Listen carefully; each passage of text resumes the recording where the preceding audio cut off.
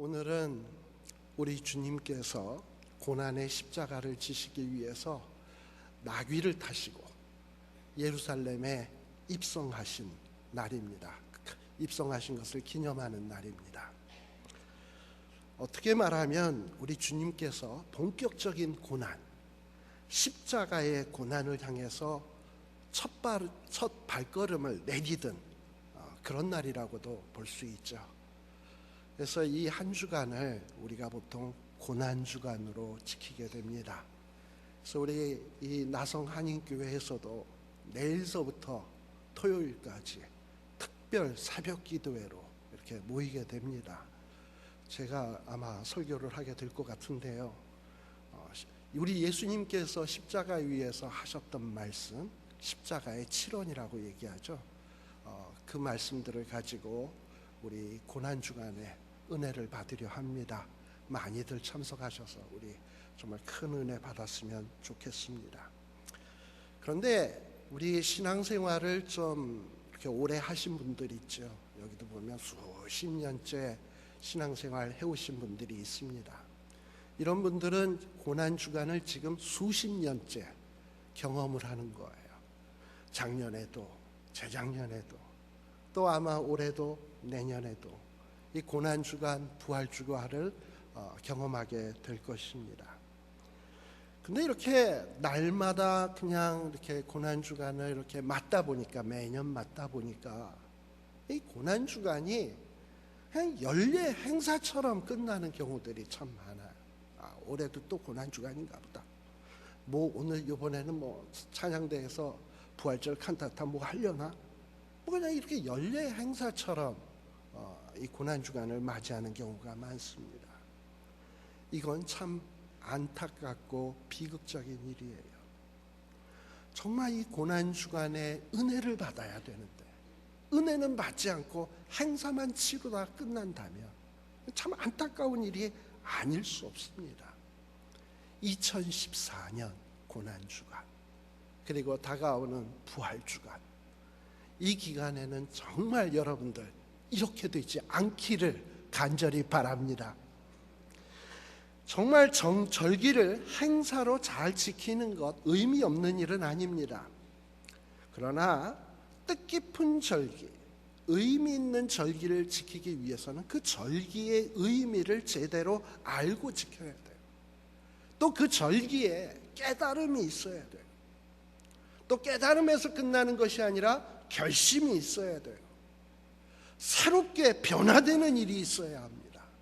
하늘로부터 내려오는 신령한 은혜 체험이 있어야 합니다. 이번 고난주간이 그런 주간 되기를 간절히 축원합니다. 저는 이 고난주간, 오늘 이 첫날을 맞이해서 우리들이 잘 아는 요한복음 3장 16절에 있는 말씀을 본문으로 택해 보았습니다. 근데 이 말씀은 그야말로 우리의 신앙의 뿌리와 같은 말씀이에요. 우리가 알고 있는 복음의 핵심의 내용을 담고 있는 말씀입니다.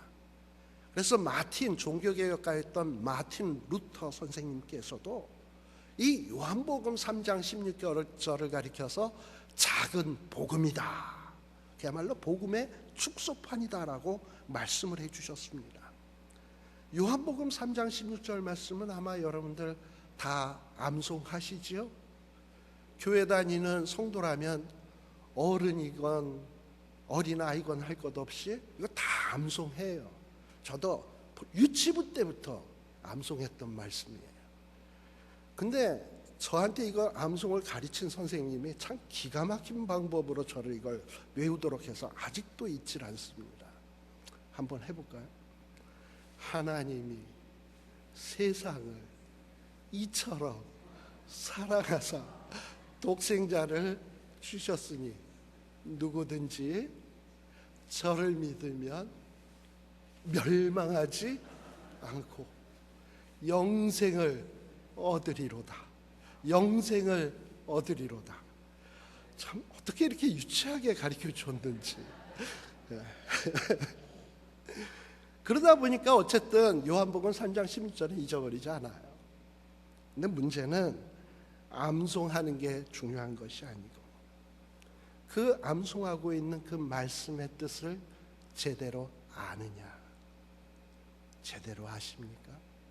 저도 암송은 벌써 어렸을 때부터 했습니다만 그 말씀의 의미를 좀 깊게 제대로 알게 된 것은 암송보다 훨씬 뒤의 일이었어요.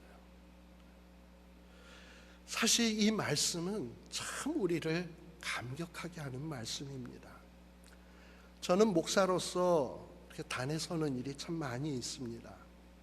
근데 이렇게 단에 설 때마다 자신감이 없을 때가 좀 많이 있어요. 왜 그러느냐 하면은 이 설교를 하다 보면 제 마음 어떤 한 깊은 속에서 어떤 소리가 들려와. 소리가 들려오는데 무슨 소리가 들려오냐 하면, 야 김철원 이놈아, 너는 너가 지금 전하는 말씀대로 제대로 사냐? 야 이놈아, 너 강단 위에서 말 참 잘한다. 그런데 너나 잘해라. 남 가르칠 생각하지 말고 가슴을 칼로 후벼 파는 것 같아. 이런 소리를 들으면 정말 얼굴이 벌게져 가지고 부끄러워서 여기서 막 뛰쳐서 도망가고 싶을 때가 있습니다. 사실 설교를 하다 보면 여러 주제로 설교를 해요. 어떨 때는 거룩에 대해서 설교를 합니다. 근데 내 속을 들여다보니 하나도 안 거룩해. 어떨 때는 정의에 대해서 외쳐봅니다. 내 속을 들여다보면 불의로 가득해. 어떨 때는 희망을 외쳐봅니다. 그런데 나 스스로가 자신감이 없어. 그러니 얼마나 낙심이 되겠습니까? 그런데요, 오늘 본문처럼 요한복음 3장 16절, 하나님이 세상을 이처럼 사랑하사, 이 하나님의 사랑에 대해서 설교를 하라 그러면 그냥 속에서 뭔가 부글부글 불덩이가 막 올라오는 것 같고 감격스럽고 힘이 생겨요. 용기가 생기고, 이 요한복음 3장 16절은 우리가 잘 아는, 너무나도 잘한다고 생각되는 말씀이지만 기가 막히게 이건 우리에게 은혜로운 그런 말씀입니다.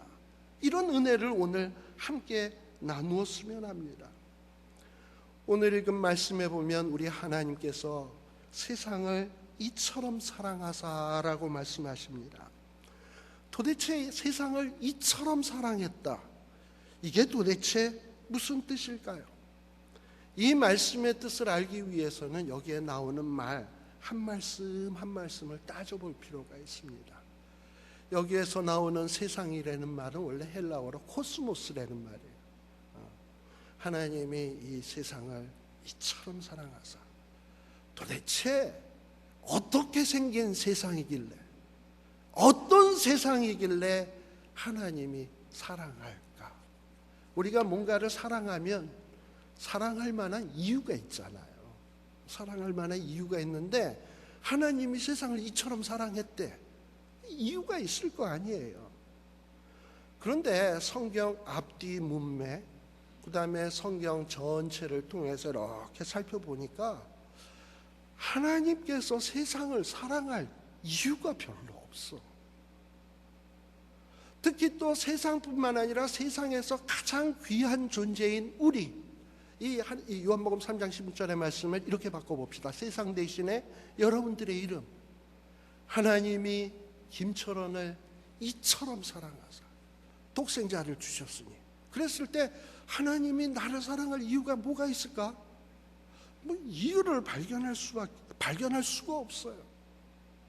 성경을 여러분들 잘 보시면 창세기에 보면 하나님은 세상을 사랑하셔서 이 세상을 정말 아름답게 창조하셨어요. 그래서 하나님 보시기에 좋았더라. 이 세상은 처음에 좋게 창조되었어요. 그런데 그래서 우리 하나님 사랑하시죠, 이 세상을. 근데 이 세상에서 특별한 존재가 있습니다. 그것이 우리 사람이에요. 우리 하나님은 저와 여러분을 아무렇게나 창조하신 것이 아니야. 하나님의 형상으로 창조하셨어요. 또 손수 빚어서 창조하셨습니다. 아담과 하와를. 그리고 그뿐만 아니라 창조하실 때 여러분들 창조의 순서를 보시면 언제 아담과 하와가 만들어집니까? 제일 마지막 날에. 만일에 사람이 만물의 영장이라고 해가지고 제일 첫째 날 만들었어 봐. 첫째 날부터 우리는 암흑 속에서 헤매야 돼. 그리고 무슨 뭐 음식, 채소 먹을 것이 셋째 날 창조되고 해달별이 넷째 날 창조되는데 최소한 셋째 날까지는 금식해야 돼. 우리 하나님은 그런 거 원치 않으세요. 우리가 탁 나온 다음에 부족함이 전혀 없도록 하셨어요. 그래서 모든 좋은 것을 6일 동안 다 창조하시고 완벽하게 준비해 놓으시고 우리를 쫙 만드신 거예요. 그리고 뿐만 아니라 우리 인간들에게 왕권을 주셨어요. 여러분들 피조물들 가운데도 우리보다 강한 존재, 어떤 더 잘난 이런 능력을 가진 피조물들이 얼마나 많이 있습니까? 그런데 사람에게 그 모든 것을 다스릴 수 있는 권세를 주셨어요. 동산 안에 있는 모든 각종 실과 나무는 다 따먹어도 좋다. 그야말로 공짜로 모든 것을 먹을 수 있는 이런 은혜 주셨어요. 참, 그럼 이거 얼마나 큰 은혜입니까? 그런데 우리 하나님께서 딱 한 가지 금하셨어요. 동산 가운데 있는 선악을 알게 하는 나무는 따먹지 말아라. 어떻게 됐습니까? 홀라당 따먹고 말았어요. 어떻게 이렇게 하나님이 많은 은혜를 주시고 좋은 것 주시고 특별하게 만드셨는데, 그러면 그 은혜를 생각하고 내가 어찌하면 하나님을 기쁘시게 할까? 하나님이 어떤 명령하면 내가 이렇게 은혜를 받았으니 그 명령에 순종해야지, 이런 마음이 있어야 될 것 아니겠습니까? 근데 딱 하나 금하신 명령을 어긴 거예요. 이런 걸 가리켜서 배은 망덕이다 라고 얘기할 수 있는 겁니다.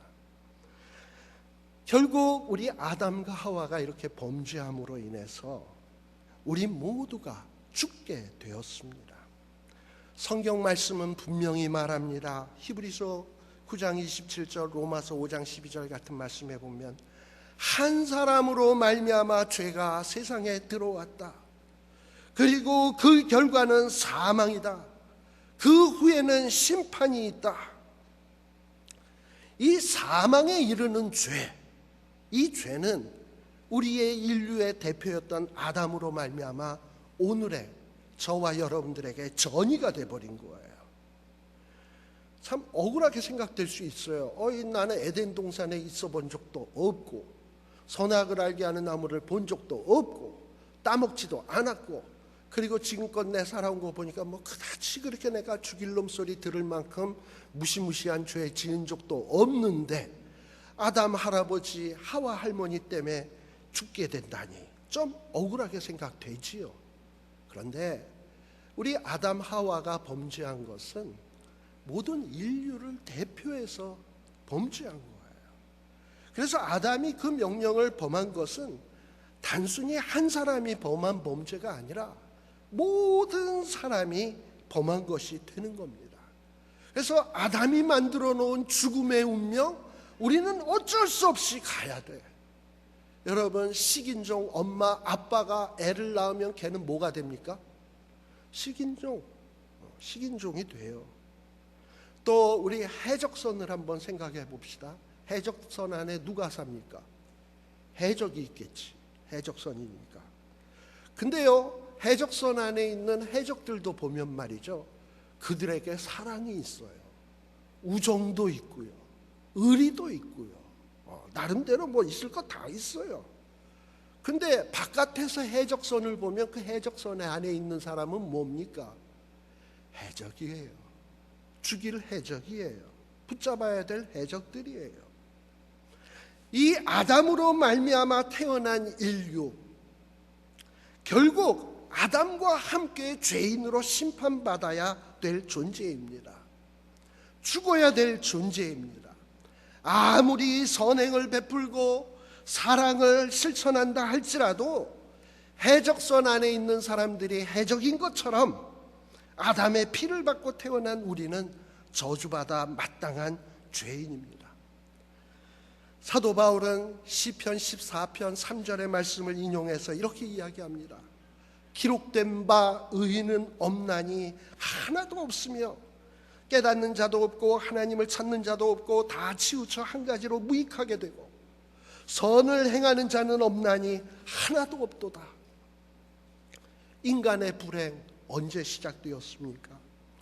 하나님의 은혜를 기억하지 아니하고 하나님의 명령을 무시하고 불순종하는 순간에 죄가 세상에 들어왔어요. 그리고 죄로 말미암아 인류에게는 죽음이라고 하는 불행의 저주가 시작이 된 겁니다. 참 안타까운 일이에요. 여러분, 그런데요, 이 우리가 죽는 것은 결코 우리의 조상의 죄 때문만은 아닙니다. 한번 여러분들 마음속에 정직하게 한번 물어보세요. 너는 잘났냐? 하고 물어보세요. 지난 세월 한번 돌이켜서 하나씩 꼽아보세요. 꼽아서 이렇게 하나씩 차근차근 생각해 보세요. 정말 하나님, 나처럼 이렇게 의로운 자로 만들어 주시니 감사합니다. 자신 있게 손들 사람 누가 있겠습니까? 우리가 가스펠송에 보면 이런 가사가 나옵니다. 내 평생 살아온 길 뒤돌아보니 걸음마다 다 죄뿐입니다. 그렇잖아요. 우리가 말씀을 펴놓고 내가 살아온 길을 하나씩 말씀 앞에 비추어 보면 걸음마다 그 추악한 죄악으로 얼룩진 것들이 보여지지 않습니까? 성경 말씀 앞에서 얼굴이 벌게져서 주여 나는 이거 어찌하면 좋겠습니까? 이런 어떤 절규가 터져 나오지 않습니까? 그래요. 여러분, 아담과 하와를 과소평가하지 마십시오. 아담과 하와는 정말 우리 인류 가운데서 죄와 상관없는 상태를 체험한 유일한 사람들이에요. 우리는 죄 중에서 이미 태어날 때부터 죄인인데 최소한 아담은 범죄하기 전까지 죄인 아니었어요. 완벽한 상태를 체험했던 사람이에요. 또 아담과 하와는 세상에서 가장 좋았던 상태를 체험했던 사람이에요. 아담과 하와는 훨씬 우리보다 뛰어나요. 그런데 그분들이 뱀의 유혹을 받아가지고 타락하고 말았습니다. 저는 한번 이런 생각을 해봤어요. 제가 만일에 에덴 동산에 있었으면 어떻게 되었을까? 저는 뱀이 등장하기 전에 똑 따서 먹었을 것 같아요. 그래요. 우리는 결코 아담과 하와보다 훌륭하지 않습니다. 여러분, 아담 이후의 후손들을 한번 보세요. 사랑받을 자가 과연 누가 있었습니까? 가인이 그랬고 가인의 후예들이 그랬고 노아홍수 때의 사람들이 그랬습니다. 모두 죄인이었습니다. 모든 인류는 심판받아야 할 불행한 존재들이에요. 이 죄는 인간의 노력, 수고로 극복될 수가 없어요. 모두가 죄값으로 죽을 수밖에 없는 죄인들입니다. 그래서 히브리서 9장 27절에는 한 번 죽는 것은 하나님이 정하신 일이요 그 후에는 심판이 있으리니. 여러분, 죽음에 대해서 심각히 생각해 보셨습니까? 이 죽음은 참 무서운 거예요. 슬픈 거예요. 절감하십니까? 그런데 젊을 때는 나에게 먼 일이라 생각되기 때문에, 또 어떤 이는 자신이 건강하니까 이 죽음은 나랑 상관없는 일처럼, 아직 닥치지 않은 일이니까. 또 어떤 이는 이 사람도 죽고 저 사람도 죽고 조상도 죽었고 앞으로도 죽을 건데 당연히 죽는 건데 그래가지고 이 죽음의 심각성에 대해서 그렇게 절실하게 깨닫지 못하고 사는 것 같아요. 그런데 죽음이라고 하는 것은 우리 상상 이상으로 무서운 것이며 슬픈 일이고 처참한 일인 것을 알아야 합니다. 저희 아버님이 2002년도에 소천하셨고요. 작년에 2013년도에 저희 어머님이 소천하셨습니다. 저는 이제 고아입니다. 그런데 저희 어머님이 돌아가시면서 이런 것들을 체험하면서 말이죠, 제가 좀 많은 것을, 죽음이라는 것에 대해서 아주 깊이 생각을 하게 되었습니다. 이전 사진, 제일 첫 번째 사진을 한번 보여주세요. 조금 전에 나왔던 사진. 저기 아기가 누구겠습니까? 접니다. 근데 저랬던 사람이 지금 이렇게 되었습니다. 사람은 저렇게 이쁜 아기가 세월 지나면 늙어요. 또 늙고 나면 그 다음엔 돌아가시게 되는 거예요. 그 다음 사진 한번 보여주세요. 저희 어머님입니다. 저희 어머님이 미국에 한번 오셨을 때의 모습이었어요. 근데 저희 어머님이 작년에 88세셨거든. 미수라고 얘기하죠. 미수. 그래서 제가 맏아들인지라 어머님 88세 생신 축하하러 나갔습니다. 사실 제가 나갈 때만 하더라도 건강하셨어요. 나가니까 어머님이 아프신 거예요. 언제부터 아프세요? 엊그제부터 아프다. 그래가지고 뭐 열이 펄펄 나고 그래가지고 막 해도 안 돼. 그래가지고 구급차를 불러가지고 병원에 입원시켰죠. 그 다음 사진 한번 보여주세요. 그래가지고 점점 의식을 잃더니 저렇게 되었습니다. 그리고 이틀 만에, 병원에 입원한 지 이틀 만에 소천하셨어요. 그 다음 사진 한번 보여주세요. 사실 저는 이 사진들을 예배 시간에 보여줘야 되나 참 고민을 많이 했어요. 근데요, 제가 이것을 보여드리는 이유는 죄의 결과, 죄로 인해서 우리는 다 죽을 수밖에 없다라는 이 중차대한 사실, 이것을 좀 공감했으면 하는 마음에서 제가 보여드린 겁니다. 우리는 때가 되면 저렇게 싸늘한 시신이 되어서 어떤 상 위에 눕게 돼 있어요. 그리고 뭐 아마 화장터에 가든지 뭐 땅에 묻히든지 썩어서 없어지겠지. 그런데 말입니다. 만일에 우리의 운명이 저렇게 싸늘한 시신이 되었다가 땅속에 묻히거나 불에 타서 없어지고 마는 것이라면 이 얼마나 좀 서글퍼요. 그렇지 않습니까? 그게 끝이라면 이 얼마나 허망합니까? 그런데 우리 하나님은 우리가 저렇게 허망하게 끝나는 것을 원치 않으십니다. 우리를 죽음의 권세에서 일으키시기를 원하시는 분이시래요. 우리를 영생하는 몸으로 소생시키시기를 원하십니다. 우리를 하나님의 형상으로 창조하셨는데 그 하나님의 영광의 형상을 회복되기를 원하십니다. 그러려면 이 죄의 문제가 해결이 되어야 돼요. 근데 죄의 문제를 해결하는 방법은 죄의 싹은 사망, 죽는 걸로만 되는 거거든. 그래서 우리 하나님께서는 우리를 사랑하셔서 독생자를 보내시고 우리를 위해서 죽게 하셔서 우리를 영광의 몸으로 회복시켜 주시려고 하는 거예요. 오늘 읽은 말씀에 보면 하나님이 세상을 이처럼 사랑했대요. 이처럼 이라는 말은 헬라어 성경에 보면 후토스라는 말로 나오고 영어 성경에 보면 so라고 돼 있고 우리말 성경에 보면 이처럼 뭐 이렇게 나와 있어요. 도대체 뭔 말인가 이처럼. 근데 이 성경학자들이, 성경 해석하는 자들이 대충 세 가지 방법으로 이 말씀을 해석합니다. 이처럼 사랑하사. 도대체 이처럼이라는 게 무엇처럼이라는 얘기일까? 어떤 이는 이야기합니다. 요한복음 3장 16절 이전에 나오는 내용, 거기에서 보여주었던 하나님의 사랑, 그것처럼 하나님이 사랑했다라는 뜻으로 해석을 하고요. 또 어떤 사람은 하나님이 세상을 이처럼 사랑하사라는 말은 요한복음 3장 16절 안에서 해석되어야 된다. 그래서 우리 하나님께서 독생자를 주신 것처럼 우리를 사랑했다. 그래서 이처럼이라는 말을 그렇게 사랑해야 된다. 또 어떤 사람은 아니다. 요한복음 3장 16절만이 아니고 그 뒤에 나오는 이야기들, 우리 요한복음 3장 16절 아까 17절까지 읽었습니다만 그 이후에 나오는 이야기를 읽으면 무슨 얘기들이 나옵니까? 이제 예수님이 고난 받으시겠죠. 십자가 지시겠죠. 돌아가시겠죠. 이렇게 예수님이 십자가를 지시고 처참하게 멸시받으면서 죽으시는 것, 그렇게 할 만큼 우리를 사랑했다 라는 식으로 해석해야 돼요. 그래서 세 가지로 이렇게 해석을 해요.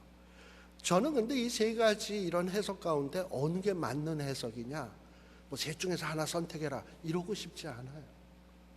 우리 하나님의 사랑은 말이죠, 우리가 생각하는 것 이상으로 엄청 크고 엄청 놀라워서 우리 한마디의 말로 표현이 안 돼.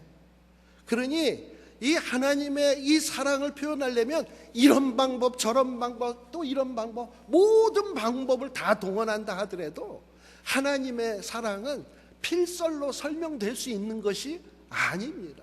그래서 저는 그 모든 학설을 다 한번 다 이렇게 포용했으면 좋겠어요. 자, 그럼 첫 번째, 하나님이 세상을 이처럼 사랑하사, 요한복음 3장 16절 앞에 나오는 문맥에 나오는 것처럼, 이 앞에 나오는 문맥에서 하나님이 사랑했던 것처럼 우리를 사랑하는 것이다 라는 게 도대체 뭔가? 그거 보려면 여러분들 16절 앞에 14절 15절 말씀을 보면 알아요. 14절 15절의 말씀이 무엇입니까? 모세가 광야에서 뱀을 든 것 같이 인자도 틀려야 하리니. 그 유명한 민수기 21장에 나오는 불뱀 그리고 노뱀 매달아서 치료되는 사건, 그 사건의 이야기가 요한복음 3장 16절 앞부분에 나옵니다. 그럼 그때의 하나님의 사랑이 도대체 뭐길래 이처럼 사랑한다는 말인가 한번 생각해 봐야지요. 여러분들, 이스라엘 백성들이 어디 있었습니까? 애굽에 노예로 종살이 하면서 학대와 착취받으면서, 뭐 그렇다고 그들이 거기서 신앙생활 잘했나요? 여러분들, 출애굽기와 창세기 그 사이에 뭐 이스라엘 백성들이 하나님 앞에 예배 잘 드리고 신앙생활 잘한 거 있습니까? 하나도 없어. 그런데 우리 하나님께서 모세를 보내서 하나님의 놀라운 능력들, 이적들을 보여주시면서 이스라엘 백성들을 구원해 주셨어요. 10가지 제야, 홍해가 갈라져, 광야에서는 만나와 메추리로 먹여, 그리고 물이 없으면 반석에서 깨서라도 물을 마시우셔. 이러면서 하나님께서 이스라엘 백성들을 사랑하셨습니다. 한편 이스라엘 백성들은 어찌했습니까?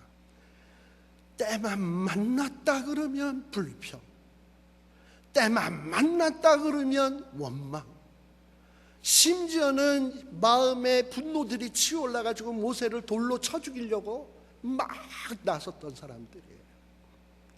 하나님이 보다 못해서 저것들 그냥 둬선 안 되겠다 해가지고 광야의 불뱀들에게 꽉꽉 물려서 죽게 하신 거예요. 마땅하죠. 이런 걸 보고 죽어 마땅한 놈들이라고 얘기를 해야 돼요. 제가 볼 땐 그래요. 그런데 모세가 중보를 하니까 하나님은 그 이스라엘 백성들을 불쌍히 여기셔서 또다시 모세에게 말씀하시기를, 야, 장대에다가 노뱀을 만들어 달아라. 그것을 쳐다보는 자는 살리라. 그렇게 살 길을 제시해 주셨단 말이지. 정말 살 자격이 없는 사람들에게 하나님은 양보하고 은혜 베풀고 해서 또 다시금 살 수 있는 길을 제시해 주셨다 이 말이에요. 바로 요한복음 3장 16절에 이처럼이라는 말은 그런 말이라는 거예요.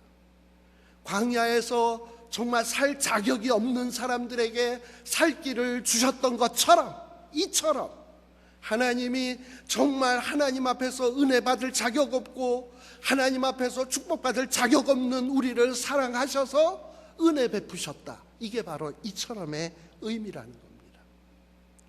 또 두 번째 그 해석의 방법을 따르면 요한복음 3장 16절 안에서 이처럼을 해석해야 된다라는 말이죠. 그 말은 어떤 뜻이냐? 요한복음 3장 16절에 보면 하나님이 세상을 이처럼 사랑하사, 그 다음 말이 뭐죠? 독생자를 주셨으니. 즉 무슨 얘기냐? 독생자를 주실 만큼 사랑했다 라는 얘기가 되는 거예요. 자, 독생자를 주실 만큼 사랑했다라는 말이 도대체 그럼 또 뭔가? 이거는 한 두 가지로 생각해 볼 수 있어요. 여러분, 이게 독생자란 뭐냐? 독생자, 하나밖에 없는 아들 아니겠습니까?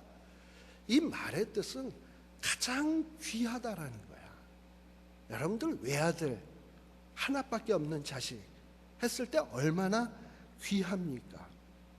만일 저와 여러분들 가정에 어떤 애가 딱 하나밖에 없는데 얘가 그만 죽을 병에 걸렸다고 칩시다. 죽을 병에 걸렸어. 그런데 의사가 이야기하기를 수술만 하면 산대. 근데 수술비가 좀 비싸.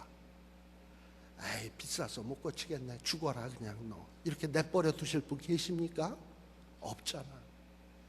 애가 아프다면 집이라도 팔아서 애를 살리고 싶잖아요. 왜요? 그 애는 나의 집보다도 더 소중하니까. 그게 독생자라는 의미예요. 혹시 여러분들 가운데 여러분들의 아들을 혹은 딸을 희생시키면, 좀 더 끔찍하게 얘기하면 만일에 여러분의 아들과 딸을 죽게 하면 그 대가로 여러분들을 대통령 만들어 주겠다, 대통령이 꼭 된다, 그러면 나는 우리의 아들, 딸 죽게 해라, 허락하겠다 라고 생각하시는 분 손 한번 들어보세요. 없죠? 있으면 내쫓으려고 그랬어. 왜 그래요? 대통령 되는 것보다 뭐가 더 소중해? 내 아들이 소중해. 이게 독생자야. 독생자. 만일에 우리 아이를 죽이면 내가 세상에서 제일 부자가 될 수 있다, 그러면 내 아들 죽이려고 하는 부모 있겠습니까? 없을 거예요.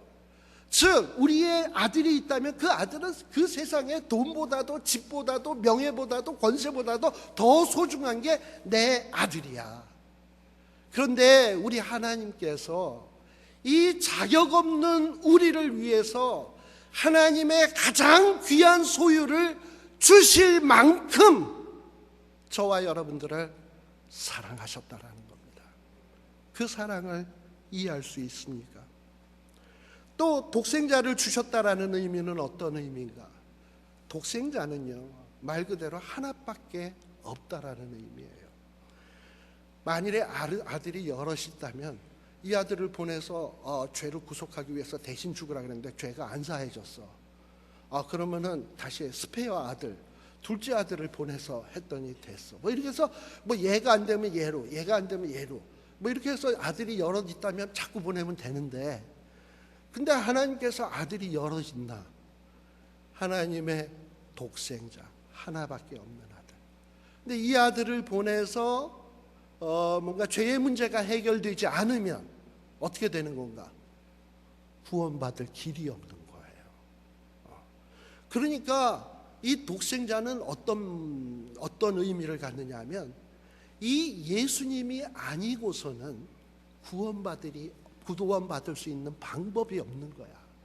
하나님이 우리를 구원하시기 위해서 유일무이한 마지막 최후의 카드가 뭐냐 하면 독생자야. 우리가 어떤 거 할 때에 항상 최후의 카드 한 장쯤은 갖고 있잖아. 그거는 정말 최후에 쓰는 거잖아. 그런데 우리 하나님께서 유일무이한 하나의 카드, 나를 구원할 수 있는 이 하나의 카드, 배은망덕한 나를 구원하기 위해서 가장 귀한 독생자, 그리고 유일무이한 방법의 이 독생자를 나를 위해서 내어주셨다. 이 사랑의 깊이를 아시겠습니까? 우리 하나님이 이처럼 저와 여러분들을 사랑하신다는 거예요. 그 독생자 하나밖에 없는, 그리고 최고의 가치인 그 가치 있는 독생자를 우리를 위해서 내어주셨다라는 거예요. 이 세 번째 또 이 해석 방법을 따르면, 세 번째 해석 방법은 이런 해석이에요.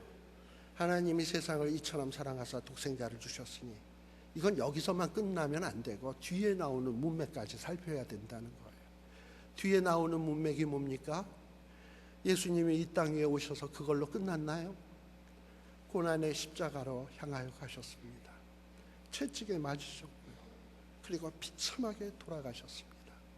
즉 무슨 얘기냐? 우리 하나님이 세상을, 저와 여러분을 이처럼 사랑했다라고 하는 의미는 가장 귀한 가치, 유일무이한 어떤 방법, 히든 카드를 이 세상에 그냥 준 것으로 끝내지 아니하고 그 주신 구분을 십자가 위에서 비참하게 죽게 하게까지 저와 여러분을 사랑했다라는 거예요.